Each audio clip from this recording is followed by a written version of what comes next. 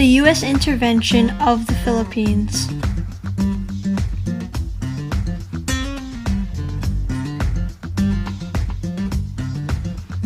Before the U.S. intervention, President McKinley ordered the USS Maine to Cuba to bring home American citizens who were in danger from the fighting.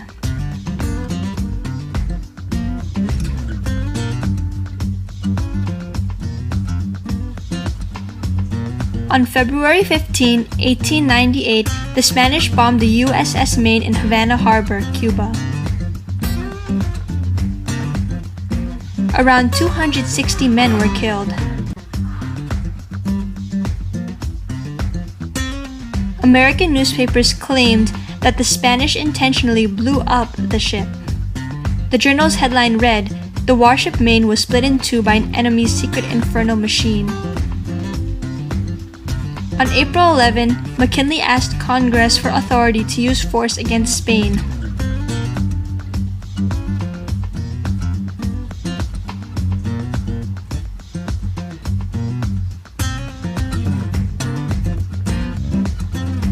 On April 20th, Congress agreed to McKinley's request and declared war.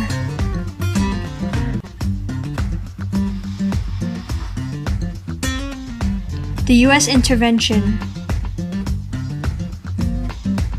On April 25th, the American fleet led by Commodore George Dewey was ordered to attack a Spanish base in the Philippines.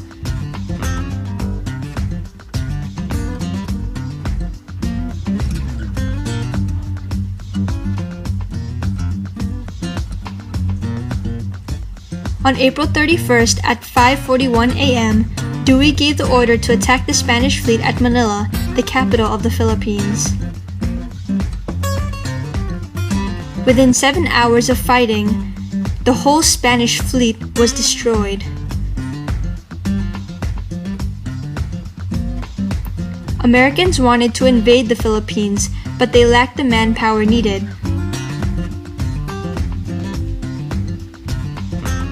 So, the Americans agreed to have the aid of Aguinaldo to increase forces.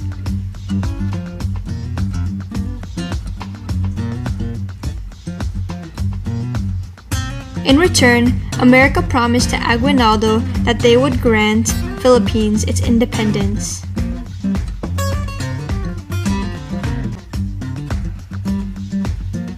Emilio Aguinaldo then gathered 12,000 forces for the revolutionaries and returned to the Philippines.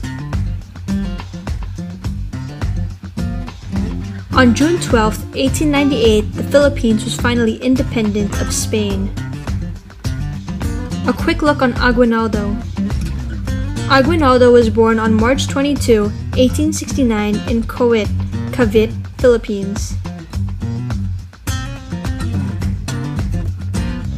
He was elected the first president of the new republic under the Malolos Congress. He later led the Philippine-American War against the U.S. to gain Philippine independence.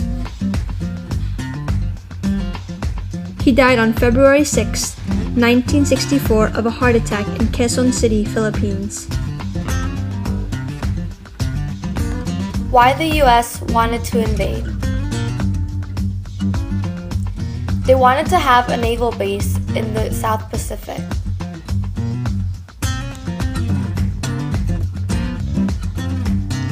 The U.S. didn't want other powers to gain control over the Philippines.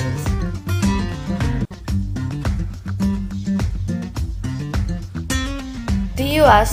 thought the natives of the islands were primitives and needed to be taught civility and the American way. The Philippines would serve as the perfect base for trading with China. Effects of intervention. In the Treaty of Paris, the Philippines was annexed to the U.S.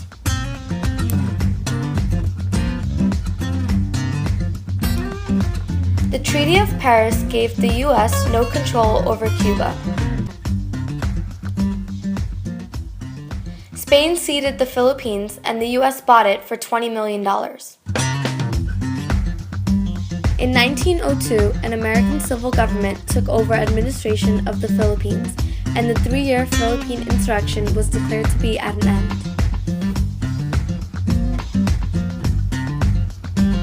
Opposition to U.S. intervention.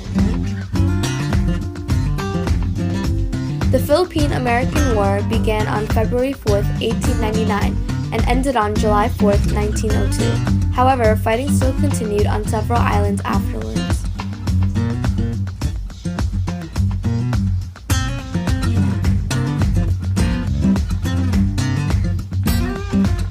It started because of the U.S.'s quest for an overseas empire and the desire of the Filipinos for freedom.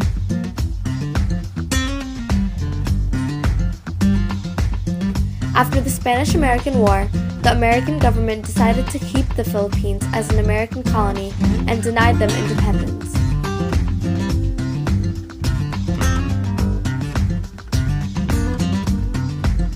There were 4,234 dead and 2,818 wounded for the U.S. and 20,000 military dead and 200,000 civilian dead for the Philippines.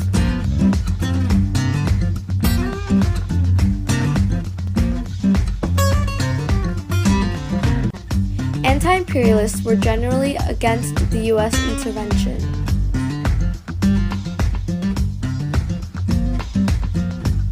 A closer look at anti-imperialists. Some famous examples of anti-imperialists are Mark Twain, Andrew Carnegie, and Ernest Crosby. They were all a part of the American Anti-Imperialist League.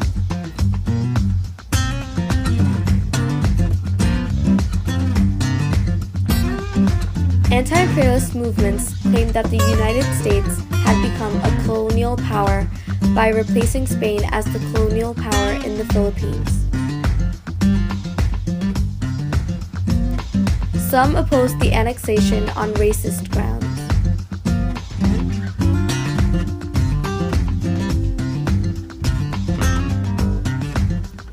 Senator Benjamin Tillman of South Carolina feared that annexation of the Philippines would lead to an influx of non-white immigrants into the United States.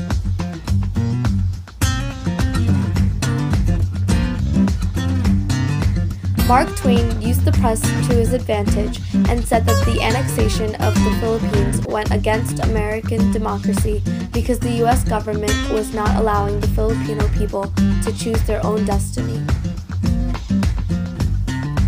To review. Important figures of the intervention. President McKinley ordered the USS Maine to Cuba to bring home American citizens who were in danger from the fighting.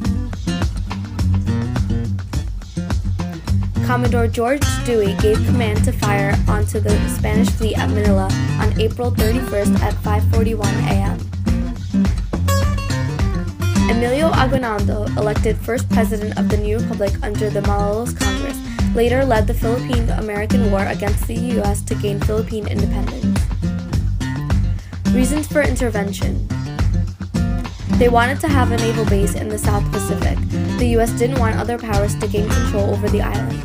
The U.S. thought that the natives of islands needed to be taught civility and the American way. The Philippines would serve as the perfect base for trading with China. Effects of intervention. Treaty of Paris, annexation of the Philippines.